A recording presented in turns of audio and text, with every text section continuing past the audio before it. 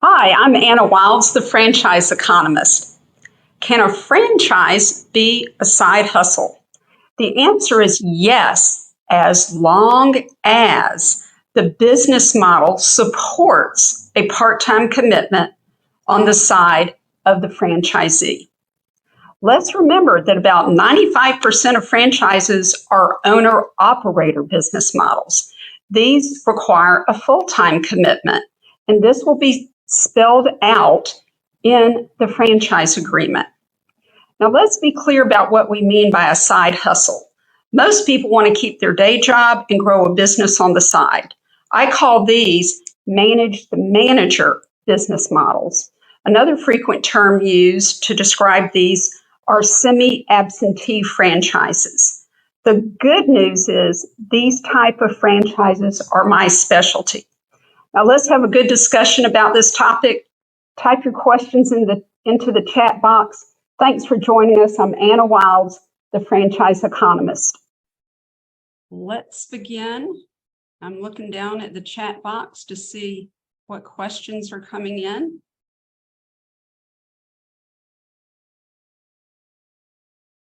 All right, somebody is asking if a side hustle is the same as a semi-absentee franchise. The short answer is yes. There are different terms that are floating around that have to do with franchises that require less than a full-time commitment on the part of the owner, or what we call the franchisee. So manage the manager is my preferred term. There's also semi-absentee and also part-time franchises.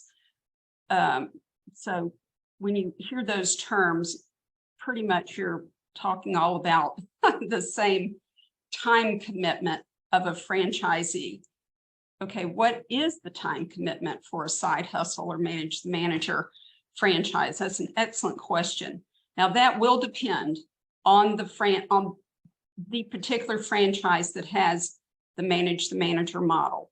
Some franchises, if you're going to run it that way, they require a general manager to be in place from day one. You also may need a sales associate or two. You may need a technician or two. You may need a leased vehicle or two, these sorts of things. So all these people and infrastructure need to be in place for you to be able to wait on your first customer and grow the business. Other franchises, they may want the owner involved, say, the first year in the business or the first 12 to 18 months to make sure everything is going as it should be, the right team is in place, systems are operating properly, the business is broken even, and the business is on a steady growth trajectory as it should be. Then at that point, the owner can then step back and have a general manager run the operation. And then the role of the owner at that point is then to go out and open a second location or open a second territory. And then after that one is up running, the right staff and infrastructure is in place, then probably on to a third or more unit or location or territory. I mean, the same thing by all of those. Not all franchises are location-based. For example, service franchises.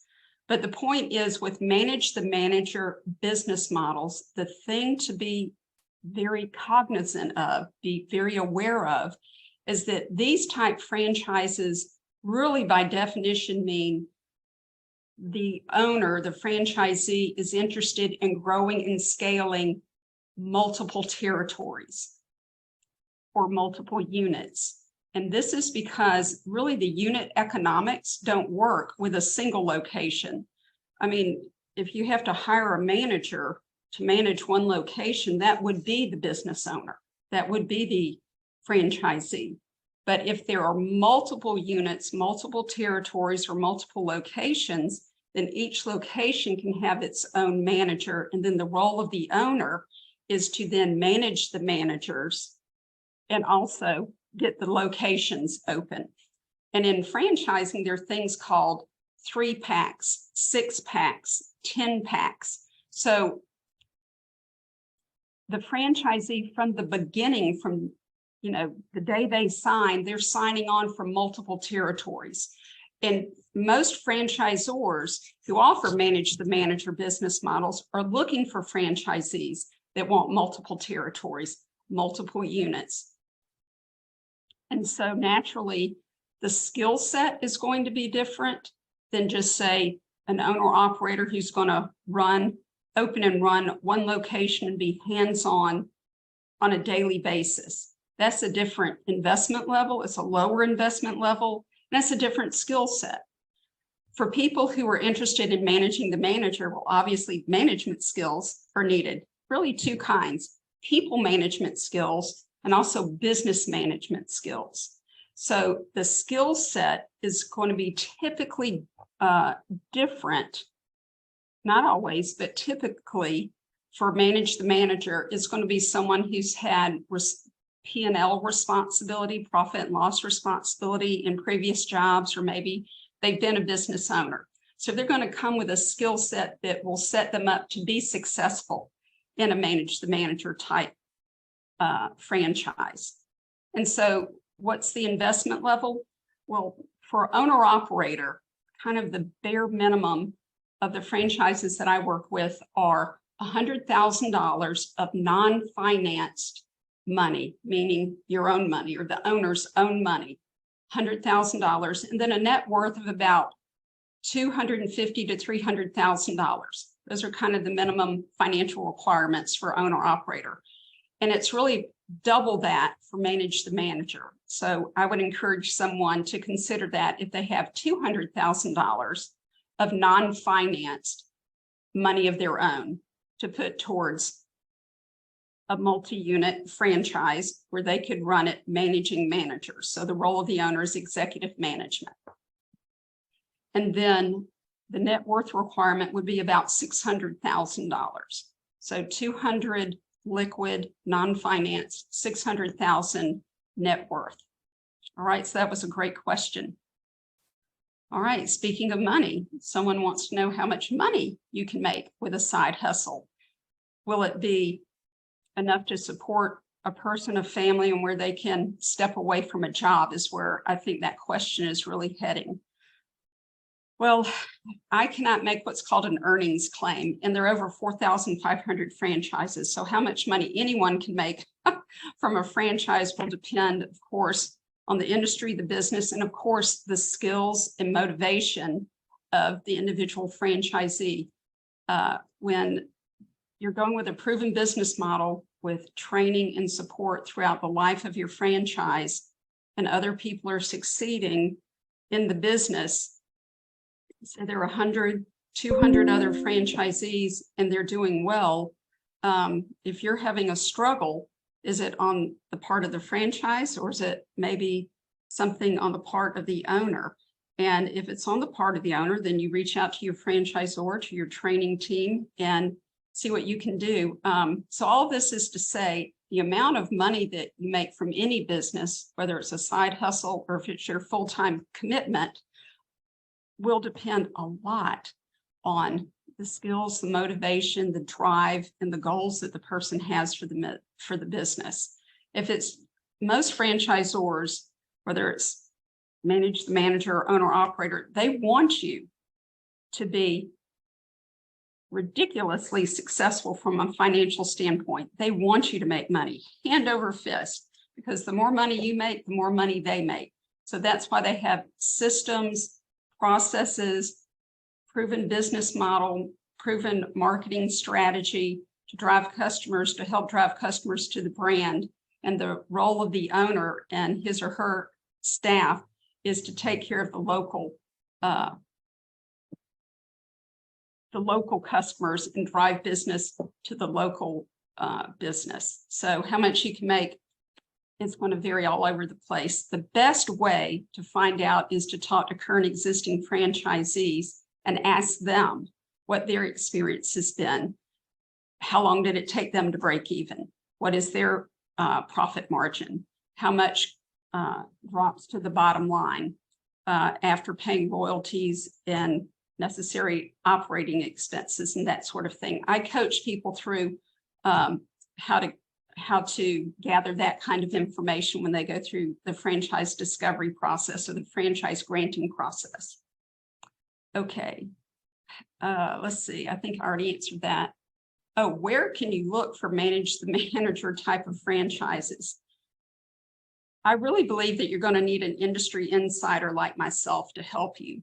What you see online are advertisements really designed to get you excited about going with this franchise or that franchise. It's, you know, more of an emotional appeal. And most people focus on what the business does, you know, what it sells. I get a lot of people who say, oh, I love coffee. I'd love to own a coffee shop. Well, really? You're not going to be spending your time sipping coffee. You're going to be hiring people and running a 7-day-a-week organization and probably 12-hour days or more, depending on the hours involved. So the point is, it's not about what the business sells, but it's more about your time commitment and your skill set and your financial capabilities, what you can comfortably afford. And plus, there's got to be territory available as well. So what I would say, if you're looking for a manage the manager type of franchise, I would just reach out to me, connect with me on LinkedIn, send me a message. But really, it's going to take an industry insider like myself who's very familiar with the different business models of franchises. And this will save you a great deal of time, energy, and effort trying to find the right match for you. So thank you for that. Okay, next question. We have time for one more before we have to wrap it up. Is there a particular franchise category that offers the manage the manager business models over owner-operator types? The answer to that is actually yes. A very good place to start are retail type franchises, brick and mortar location type franchises. What they are, it doesn't matter. It can be fitness, it can be personal services like nail salons, medical supply, hair salons. A lot of people who own Great Clips, Sports Clips, and those type of franchises, the owners aren't in those locations. They hire the hairstylist. And then the manager of that location is probably an experienced hairstylist who knows how to manage other hairstylists. The role of the owner and who franchisors are looking for, people with strong business skills who want to grow a substantial business. So they're looking for people who want a 3-pack, 6-pack, 10-pack or more of these locations. And the role of the owner is to open location 1, hire a manager, get that business going, and then they're on to site location and lease negotiation with the franchise for the second. And then, as somebody I work with named Mitch says, then it's rinse and repeat. That's the process for people who want manage the manager and multi-unit franchising. Okay, very quickly, examples of some of the people I've placed in manage the manager franchises. Well, gosh, there are quite a few. Some things that quickly come to mind are Stephen, about 1.5 years ago, he and his wife went with a 4-pack of a fitness franchise. It just happened to be a boxing franchise. I also worked with, about 6 months ago, a single professional CPA. He's manager in a firm, and he went with a 2-pack of an outdoor lighting franchise. The reason he wanted to become a business owner is he said, as a CPA and a partner in an accounting firm, and I advise business owners all the time, and here I am not even owning my own business. So he wanted to have more credibility as a business owner and giving advice to business owners by being one.